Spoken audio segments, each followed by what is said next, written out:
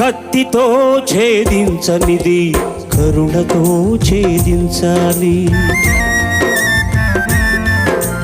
కక్షతో కానిది క్షమాభిక్షతో సాధించాలి.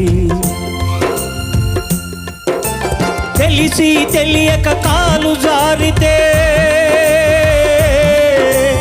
తెలిసి తెలియక కాలు జారితే చేయూతనిచ్చి నిలపాలి.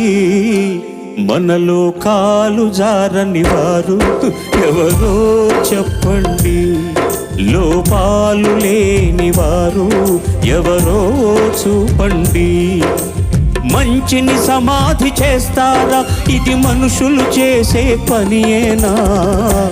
మనలో పాపం చేయని వాడు ఎవడో చెప్పండి, ఏ దోషం లేని వాడు ఎవడో